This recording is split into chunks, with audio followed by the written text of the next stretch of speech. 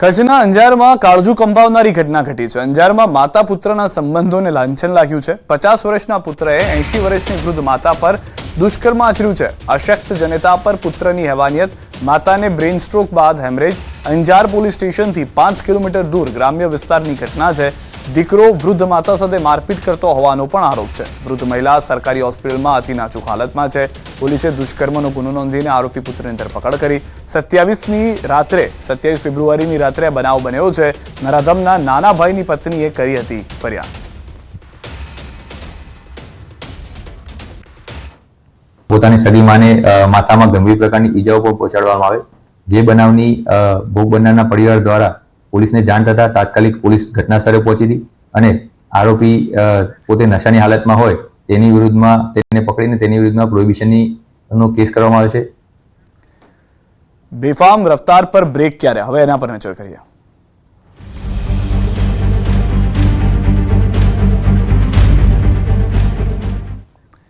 અમદાવાદમાં અકસ્માતનો બનાવ સીસીટીવીમાં કેદ થયો છે। વસ્ત્રાપુરના જજીસ બંગલા પાસે થયો હતો અકસ્માત। મર્સિડીઝ કાર ચાલકે મહિલાને લીધી હતી અડફેટે। કારની ટક્કરથી મહિલા હવામાં ફંગોળાયા હતા। 62 વર્ષીય મહિલા કાશ્મીરા ઠાકરને મારી હતી ટક્કર। અકસ્માત બાદ મર્સિડીઝ કાર ચાલક સ્થળ પરથી ફરાર। સીસીટીવીના આધારે એ ડિવિઝન ટ્રાફિક પોલીસ કરી રહી છે શોધખોળ। તો હાલમાં જે પણ દ્રશ્યો આપ જોઈ રહ્યા છો તેમાં સમગ્ર ઘટના કેદ થઈ ચૂકી છે। બેફાર રફતારે આવી રહ્યા હતા કાર ચાલક અને તેણે વસ્ત્રાપુરમાં જજીસ બંગલો પાસે, કે જે ખૂબ જ ટ્રાફિકવાળો વિસ્તાર માનવામાં આવે છે, જ્યાં અનેક વાહનોની અવરજવર વધુ પ્રમાણમાં હોય છે, તે વિસ્તારમાં પણ આ રીતે અકસ્માત સર્જ્યો છે। સૌ કોઈ ચોંકી ઉઠ્યા હતા।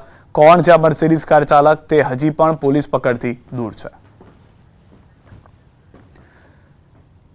અત્યારે વડોદરામાં બસની અડફેટે બાળકનું મોત થયું છે। અમિતનગર સર્કલ પાસે અકસ્માતની ઘટના ઘટી। રોડ ક્રોસ કરવા જતા બાળકને નડ્યો છે અકસ્માતની ઘટનાના સીસીટીવી પણ સામે આવ્યા છે। માસૂમ બાળકના મોતથી માતા બેભાન થઈ ગઈ છે। માતાને સારવાર અર્થે હોસ્પિટલ ખાતે ખસેડવામાં આવી છે। તો બસ ચાલક જે હતો તે બેફામ ચલાવી રહ્યો હતો બસ, અને એ દરમિયાન ત્યાંથી જે પસાર થતું બાળક છે તે તેની અડફેટે આવી જાય છે। ડાબા તરફથી બાળક આવી જવાના સમાચાર મળતાની સાથે જ બસ ડ્રાઈવર જે છે તે બ્રેક મારવાનો પ્રયત્ન કરે છે, પરંતુ ત્યાં સુધીમાં બાળકનું મોત થઈ જાય છે। વલસાડમાં અકસ્માતમાં બોર્ડના પરીક્ષાર્થીનું મોત થયું છે। ધોરણ 12ની બોર્ડની પરીક્ષા આપવા જતા છાત્રનું મોત થયું છે। ધરમપુરના બિલપુડી ગામ પાસે થયો હતો અકસ્માત। બે બાઇક વચ્ચે અકસ્માતમાં વિદ્યાર્થીનું મોત થયું હતું। વિદ્યાર્થીનું મોત, એક દંપતી ઘાયલ, હોસ્પિટલ ખસેડાયા।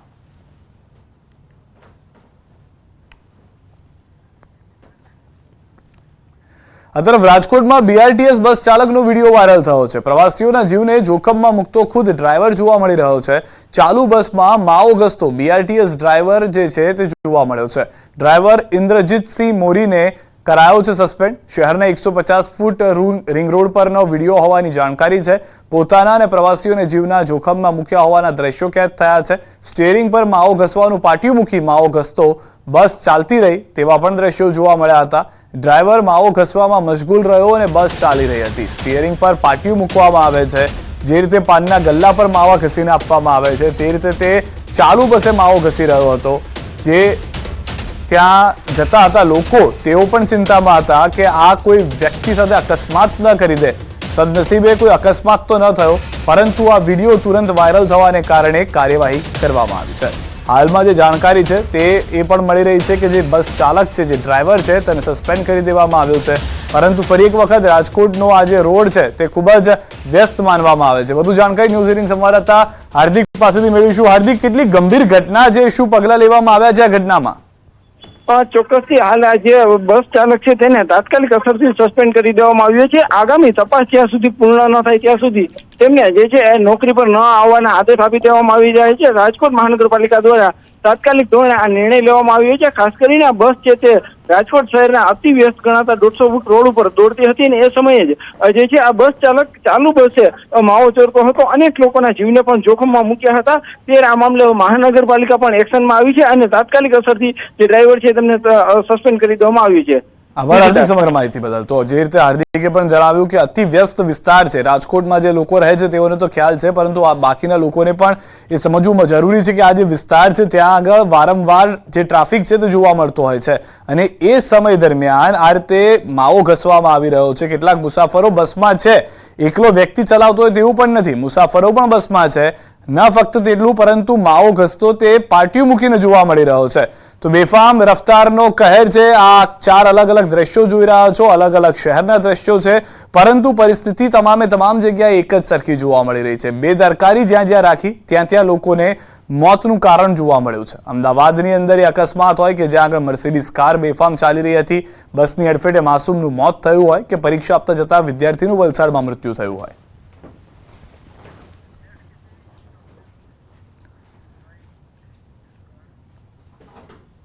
આ તરફ છોટાઉદેપુરમાં મારામારી અંગે ભાજપના 2 નેતા સામે ફરિયાદ થઈ છે. ક્વાંટ તાલુકા પંચાયતના કર્મીને મારવા અંગે ફરિયાદ થઈ છે. રાજપાલ રાઠવા, શૈલેષ રાઠવા સામે ફરિયાદ. કરાર આધારિત કર્મચારીઓને અલગ અલગ સમયે બંને ઓફિસમાં આવી લાફા માર્યા. રાજપાલ રાઠવાએ દારૂના નશામાં કચેરી આવી બિલો બનાવી કહી કોમ્પ્યુટરની કીબોર્ડ તોડ્યાનો આરોપ છે. એટલું જ નહીં, કર્મચારી મિતેશ રાઠવાને થપ્પડ માર્યાનો પણ આરોપ છે. અગાઉ ઉમઠી ગામના સરપંચના પતિ શૈલેષ રાઠવાએ પંચાયતના કામો અંગે ઝઘડો કરી થપ્પડ માર્યાનો પણ આરોપ છે. રાજપાલ રાઠવા પૂર્વ સાંસદ રામસિંહ રાઠવાના ભત્રીજા, તો શૈલેષ રાઠવા ધારાસભ્ય જયંતિ રાઠવાનો સાળો થાય છે.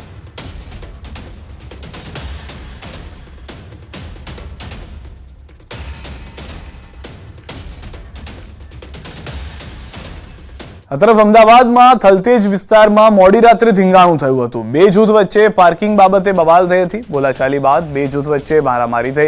સમગ્ર મામલો પહોંચ્યો બોડકદેવ પોલીસ સ્ટેશન પહોંચ્યો છે. થલતેજ ગામના મોટા ઠાકોરવાસ પાસેનો બનાવ છે. અશોક ઠાકોરના ઘર સામે રાહુલ ઠાકોરે ગાડી પાર્ક કરવા જતા બોલાચાલી થઈ હતી.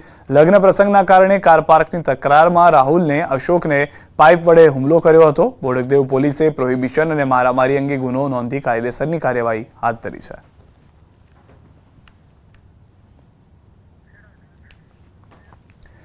ખેડાથી સમાચાર. નડિયાદના 7 બજારમાં લૂંટનો પ્રયાસ. 3 શખ્સોએ વેપારીને લૂંટવાનો કર્યો પ્રયાસ. દુકાનથી 50,000 લઈ ઘરે જતા સમય બન્યો છે બનાવ. રસ્તામાં રોકી એરગન બતાવી લૂંટવાનો પ્રયાસ કર્યો. વેપારીએ રોકડ ભરેલો થેલો પકડી રાખતા લૂંટનો પ્રયાસ નિષ્ફળ રહ્યો હતો. લૂંટારુઓએ એરગનથી હવામાં ફાયરિંગ કર્યાનો વેપારીનો દાવો. લૂંટના પ્રયાસની ઘટના સીસીટીવીમાં કેદ થઈ. પોલીસે સીસીટીવીના આધારે વધુ તપાસ હાથ ધરી. દુકાન બંધ કરીને આ બાજુ થેલી લઈને આવતો હતો. અહીંયા 2 જણ ઉભા હતા અમારી પહેલા ગાડી પર. અમે 2 જણ આવતા હતા. અમારા બેરોની ગાડી આગળ ઉભી રાખી અને બંદૂક બતાવી. અમે ગભરાઈ ગયા, બૂમાબૂમ કરી તો લોકો આવ્યા એક બાજુથી જોવા, એટલે બધા નહીં ગયા. 2 જણ હતા, આગળ 1 જણ ઉભો હતો ગાડી પર. કેટલી લોડ કરી તમારી જોડેથી શું લઈ ગયા? કશું લઈ નહીં ગયા. હું થેલો પકડી રાખ્યો હતો, કશું લઈ નહીં ગયા. બૂમાબૂમ કરી, બંદૂક હતી. ફાયરિંગ ઉપર કરી, ઉપર એક કરી હવામાં. 40-50 હજાર જેવી કેસ. સિદ્ધપુર હાઈવે પરથી એકના ડબલ કરી છેતરપિંડી કરતા ઇસમો ઝડપાયા છે. આ ઇસમો બનાવટી નોટો સાથે ઝડપાયા છે. પાટણ એલસીબી પોલીસે બાતમીના આધારે નેદ્રા ગામ નજીક હાઈવે પર બાઇક લઈને જતા 2 ઇસમોને ઝડપ્યા. આ લોકો એકા ડબલ કરવાની લાલચ આપી લોકોને છેતરતા હતા, જેમાં પ્રથમ વખત એકના ડબલમાં અસલી નોટો છાપતા હતા એમ લોકોને વિશ્વાસમાં લઈ લેતા હતા. ત્યારબાદ બીજી અને ત્રીજી વખતમાં અસલી નોટો સાથે બનાવટી નોટો ભેળવી લોકો સાથે ઠગાઈ કરતા. સમગ્ર કાંડમાં અન્ય 3 ઇસમોના નામ ખુલ્યા છે, જેમને પકડવા પોલીસે કવાયત હાથ ધરી છે.